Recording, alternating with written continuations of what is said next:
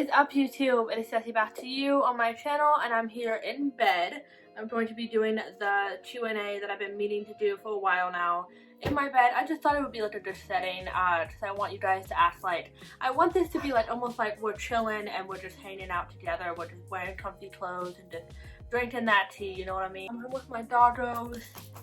This is Buddy. Hey Buddy, you want to meet everyone? Yeah. And if you hear that sound in the background, that's just my dog Steve chewing.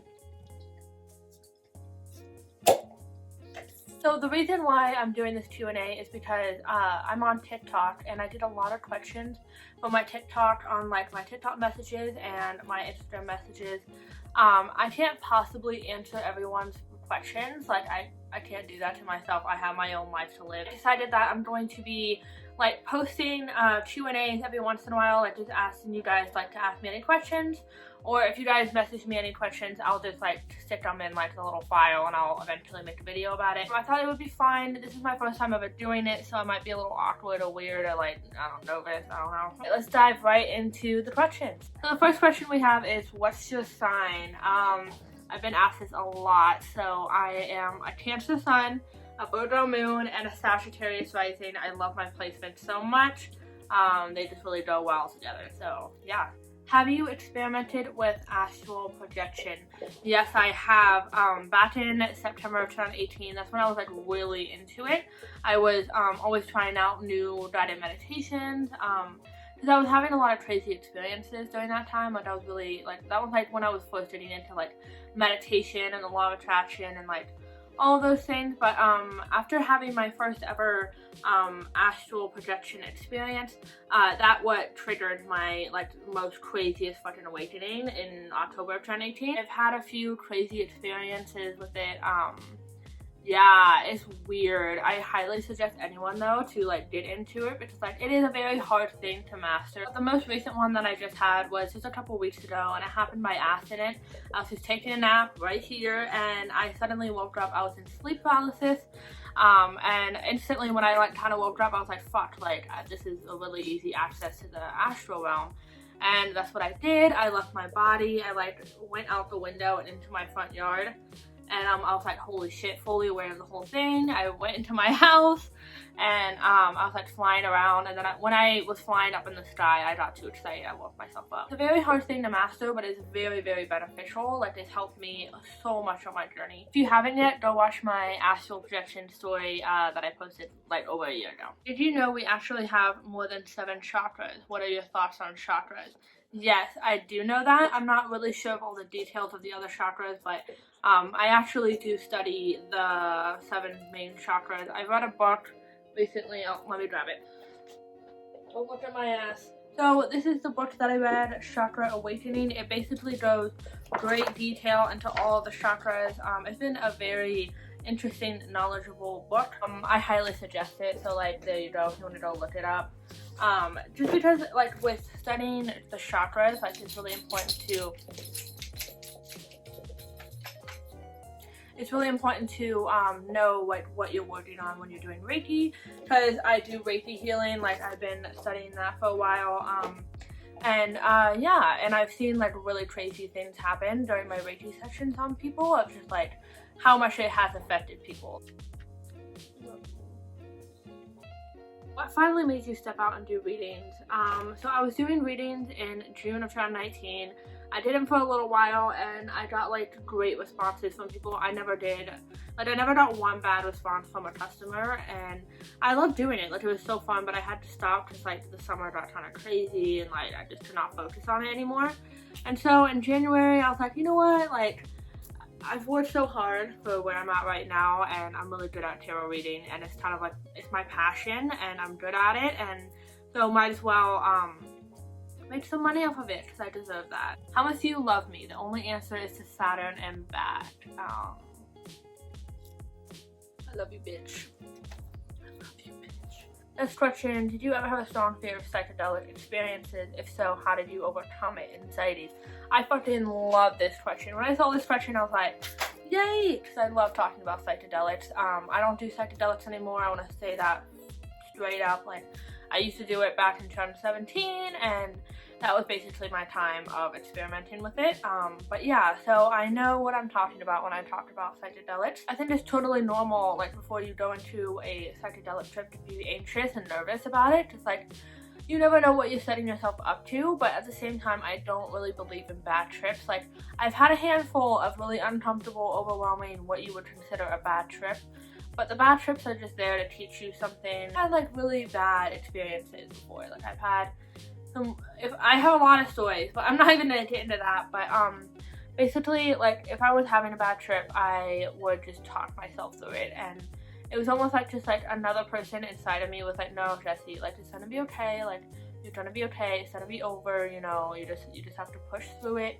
What you're feeling is meant to be felt. I think really set and setting is one of the most important things when it comes to tripping on psychedelics, because I mean, to me, psychedelics are medicine, they're teachers, and you know, you want to put yourself in a good situation in order to fully get all what you can out of the medicine. A trip at a place that I was very comfortable at, and that would be like my room, my basement, because like it was just covered in tapestries and posters and colors. Also, like, I would make sure like I'm okay mentally. I have gone into trips where I was like going through something, I was healing, but like if you're like really in a bad place, that you're really depressed, you find like you don't find any happiness in anything, don't do it. And last but not least, like the people that are around you, like make sure you're around good ass people. Like back when I was tripping, I was always around my good ass friends, and we were all tripping together, or like there was always someone sober there, of course, but like yeah.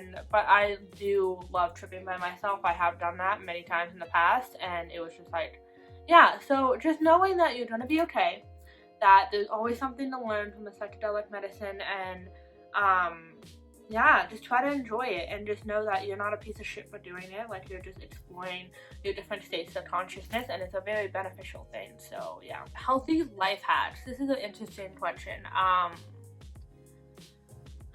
don't know. Since I'm a shadow worker, I work with my emotions in my past, and like I do a lot of inner healing, like I work with my wounded inner child and like all of those things, and doing that itself has brought me so much more happiness. A lot of inner reflection, putting your emotions first, putting yourself first, and also being grateful. Trying to find something grateful in every single day. That's what I've been doing recently. Like every time I wake up in the morning, I will just quietly say 3 things that I'm grateful for, and it can be like the smallest things too. Like I say like the sun, and even today, like when I was taking a shower, I was like, dude, I'm so grateful that I have hot water. Like, you know, this is luxury as fuck that I'm able to take a shower in warm ass water. Just like the smallest things make you feel the greatest when you find the littlest things to be grateful for, because when you're in the state of gratitude, you're like the most happiest. Like, you can attract anything that you want in your life. Also, I would say like eating good foods. I know that's kind of like a cliche thing to say, but like, I'm not telling you to be vegan or anything, but like eating good food, like high vibrational food, like fruits and vegetables, and just things that you know, come from Mother Earth, really do give you a better feeling, and it just makes you feel better overall. What is your biggest dream, desire in life? This is a deep ass question. The biggest thing that I desire, I would say, is like financial freedom, freedom overall, like you know, unconditional love for myself and for others. You know, manifesting a soulmate, like having a, you know, a life partner there with me, having good connections with people, just overall just like doing my own thing, like living my life to the fullest the way I want to live it, because I know that I deserve it. Just because going through this spiritual journey, I've learned that I can really create my own reality, and just through changing my mind and my state of consciousness and my state of vibration, basically like rising my vibration high enough to the point where I can manifest whatever I desire for. I think that's probably my biggest dream, I would say. Yeah. Last question is, what is your favorite tarot card and why? Holy shit. Let me just show you guys my tarot cards. Here. So this is my tarot section right here. These are my newest tarot cards that I just got. These was a sale, and then these are all my oldest ones. This is my first ever tarot deck that I ever bought, and this is my first ever oracle deck that I ever got. So this is my favorite tarot deck of all time. I don't know why, I've just had really powerful readings come through with this deck. And this is what it looks like. This is the side of it. And this is actually my favorite tarot card. I'll show you guys. But yeah, the cards are just absolutely beautiful. So this is my favorite tarot deck. That doesn't mean that that's the only deck that I really like. I like some really, like I like that one a lot, the Earth Magic. This is the newest one that I just bought and I have a very deep connection with it already. This is such a beautiful deck. Okay, so my favorite tarot card is, drumroll please, the Lovers. I love this card so much. I think it's just because, like, with my spiritual path personally, I'm a twin flame, so all my spiritual lessons have been through the power of unconditional love, and this is kind of what that card portrays, and I just love the energy from this card. Like, whenever I receive this card in a reading, I'm just like, I don't know, I just have this feeling come through. So that's my favorite tarot card, the Lovers. I'll probably get it tattooed somewhere, you know. Alright, so I think that's the video. I hope you guys enjoyed this video. I know I was kind of like weird and nervous. Maybe I was, maybe I wasn't. I'm just overthinking. If you have any questions, just comment down below. Message me on Instagram or just wait until I post the question thing on my story in the meantime. But yeah. The dogs went back in. But yeah, I'm sending you guys all love and good vibration. If you want to book a reading with me, just message me on Instagram. I always keep that in the description. You guys have a beautiful week. Beautiful day, a beautiful night, whatever it is. Yeah. Peace.